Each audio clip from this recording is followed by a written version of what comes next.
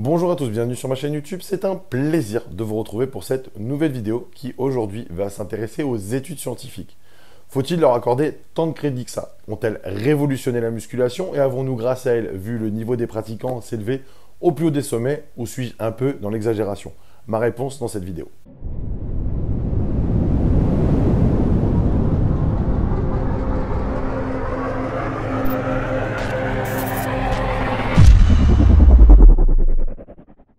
Il y a depuis quelques mois, quelques années même, une forte tendance qui se destine dans le fitness et la musculation. C'est la tendance des pratiquants, des youtubeurs, etc., qui ont décidé de ne se fier et de ne jurer que par les études scientifiques faites dans le domaine.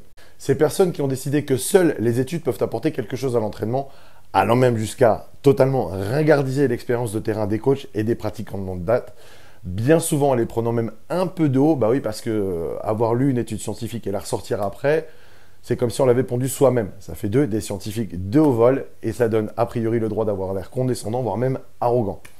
Donc aujourd'hui, j'ai décidé de donner mon opinion sur le sujet et vous dire à tous et surtout aux néo-pratiquants qui n'ont pas encore eu l'occasion de se faire une opinion que non, les études scientifiques ne sont pas nécessairement les étalons de référence auxquels il faut se vouer et que parfois, le conseil d'une personne basée sur son expérience en tant que pratiquant chevronné vaut mieux que des études de merde ressorties par quelqu'un qui se contente de répéter tout ce qu'il lit comme un perroquet en n'ayant pas constaté de ses propres yeux. Comme si on avait attendu l'avènement de ces études pour construire du muscle en salle. Alors bien entendu, vous allez me dire que moi aussi dans mes vidéos, je cite des études parfois. C'est effectivement vrai, mais je ne cite jamais une étude dont je n'ai pas pu moi-même constater la véracité. Si je parle du tempo en citant une étude, c'est que j'ai moi-même constaté sur le terrain que ce qui est dit dans cette étude fonctionne. Même chose par exemple avec le jeûne intermittent, le sommeil, etc. Je fais partie de ces gens qui, quand ils ne savent pas, ne parlent pas. Donc lire une étude pour la ressortir après, sans savoir si c'est valable ou pas, ça ne m'intéresse pas. Ce qui me dérange aussi énormément dans le fait de ne se fier qu'aux études, c'est que certaines études d'aujourd'hui, faites sur un sujet donné, contredisent totalement celles faites il y a 5 ans sur le même sujet, qui elles-mêmes contredisaient les études de 5 ans auparavant sur le même sujet. Et même les études contemporaines se contredisent entre elles. D'autres études aussi relatives à des données en musculation sont par exemple réalisées sur des non-pratiquants. Vous comprendrez donc ma double dose de méfiance quant aux résultats et la véracité de certaines études scientifiques. En plus, je trouve que trop théoriser le training, c'est le dénaturer. Le training, ça peut aussi être quelque chose d'instinctif, dans le sens où comprendre ce qui marche sur soi, ça vaut toutes les méthodes du monde. Et le problème, c'est que baser totalement son entraînement sur des études qu'on a lues ou entendues ne laisse pas assez de place à l'apprentissage personnel. On suit comme un robot ce qu'on a lu ou entendu sans chercher à comprendre si quelque chose d'autre marche mieux sur soi. Et c'est un tort. Alors bien entendu, si tu dis que tu te fies à ton instinct et à ton ressenti pour t'entraîner et voir ce qui marche pour toi, on te prend pour un con et on te parle de broscience, etc. En attendant, il y avait des physiques de ouf construits bien avant la grande mode des études scientifiques. La musculation, bodybuilding, fitness ont évolué pendant des années sans les études scientifiques et je trouve d'ailleurs que dans la musculation, les études n'ont pas vraiment révolutionné le game, à savoir que je ne trouve pas que grâce aux études, il y ait plus de physique de ouf qu'avant, proportionnellement à la population qui pratique la musculation de nos jours. Et qui plus est, ceux qui vous balancent des études non-stop ne sont pas forcément ceux qui sont les plus musculeux. Je veux dire, il y en a, ça joue les pros, mais ça se voit pas forcément sur eux qui font de la muscu, faut être honnête. Alors oui, ils vont vous répondre que c'est pas leur objectif, nanani, nanana, ok, mais alors les résultats sur des clients, par exemple, ils sont où? Et là non plus, rien de ouf. Donc je trouve qu'il faut savoir faire preuve d'un esprit critique si on sent que quelque chose ne nous convient pas forcément. Tiens, je vous donne un exemple. Ces derniers temps, on parle beaucoup du volume d'entraînement en disant que la fourchette de série idéale du nombre de séries pour l'hypertrophie se situe entre 10 et 20 séries par muscle. Ça, voire même un peu plus. C'est super sur le papier. Maintenant, placez-vous dans le contexte d'un jour de cuisse. Qui peut taper 20 séries de squat, presse, fente, pleine bourse sur les 20 séries? Quel pratiquant naturel peut faire un leg day de 20 séries semaine après semaine à pleine intensité? Et crois-moi, si tu me dis que toi tu peux, c'est que tu n'es pas à pleine intensité. Alors qu'est-ce qui se passe? Eh bien, on applique religieusement ce qu'on a lu dans l'étude et le training perd de son intensité puisque l'on garde toujours de l'intensité en réserve sous le pied pour assumer 20 séries au total.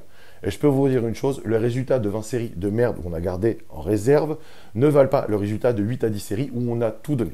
Correction, je voulais dire 10 à 12 séries par semaine et non pas 8 à 10. Veuillez m'excuser, cette erreur d'inattention. Alors bien entendu, on pourra toujours contre-argumenter en disant que dans cette étude, le nombre de séries indiquées peut être fait sur une semaine en 2 trainings par exemple, mais ce n'est pas donné tout le monde en termes de temps de pouvoir doubler ces séances, et pour autant on ne précise pas l'énorme perte d'intensité d'une séance de 20 séries dans cette étude.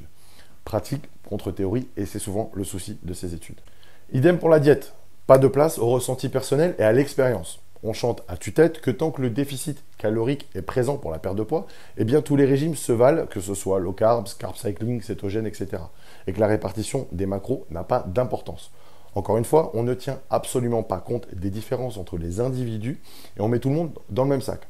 Or, si c'est vrai, pourquoi est-ce que certaines personnes peinent à perdre avec un simple déficit calorique sans regarder les macros, mais se mettent à fondre leur graisse lorsqu'elles passent en diète cétogène ou en carb cycling par exemple? À votre avis, est-il possible que cette personne et cette personne n'aient pas besoin du même type de diète? Une des deux a-t-elle besoin de certaines manipulations dans sa diète destinées à notamment lui faire retrouver par exemple une meilleure sensibilité à l'insuline?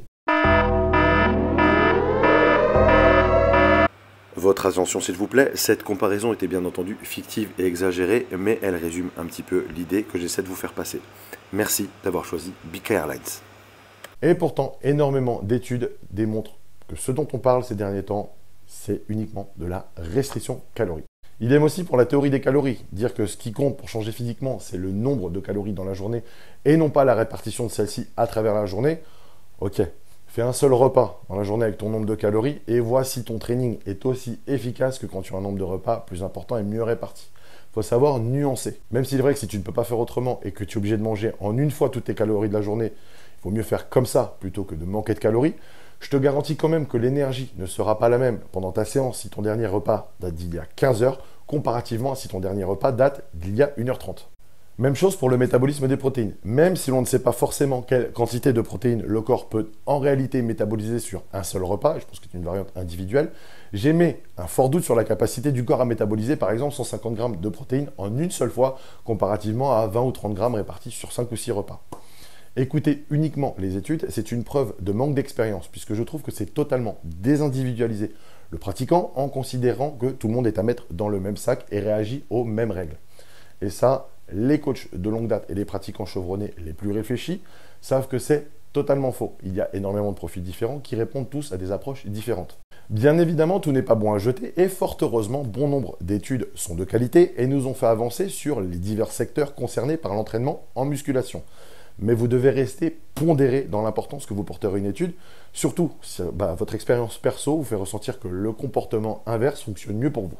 Ne débranchez surtout pas votre cerveau. Faites-vous une idée générale, mais ne considérez pas nécessairement une étude comme une vérité propre à votre cas. Faites vos expériences et servez-vous des études comme une indication de quelque chose qui marche en général, mais pas nécessairement à chaque fois, car nous sommes tous différents. Et dites-vous bien que parmi les pratiquants naturels qui ont des physiques de ouf, 99% s'en foutent des études et ne les calculent même pas. Combien de personnes j'ai pu voir qui ne jurent que par des études scientifiques s'attarder sur le moindre petit détail ridicule, mais perdent complètement la nature même de ce qu'est la musculation, à savoir la découverte de ce qui marche pour soi, par soi-même, que ce soit en salle ou en diète. Les études ne doivent en aucun cas remplacer votre ressenti personnel. Si une étude conseille quelque chose qui ne marche pas pour vous, alors ne la suivez pas parce que 3 youtubeurs vous ont dit que c'était la seule et unique direction à suivre. Vous avez vu sur Google que telle étude disait ça ou ça. Il faut un juste milieu entre pure broscience et science pure. Un juste milieu entre celui qui dit qu'il faut manger des pâtes pour faire de la masse et celui qui dit qu'il faut impérativement consommer 2,97 grammes de BCA mélangé avec de la kryptonite pour obtenir un anabolisme maximum. Sinon, ça ne sert à rien d'aller à la salle. Lisez les études, mais ne devenez pas des moutons à qui l'on dit comment s'entraîner. Je trouve que de manière globale, ce sport est plus favorable à ceux qui gardent une part d'instinct et de curiosité dans l'entraînement qu'à ceux qui suivent tous la même direction de grandes lignes qui sont déjà tracées pour eux. Mais c'est mon avis et ça n'engage que moi. Voilà, c'est tout pour aujourd'hui. J'espère que cette vidéo vous a plu. Si c'est le cas, n'hésitez pas à liker et à vous abonner.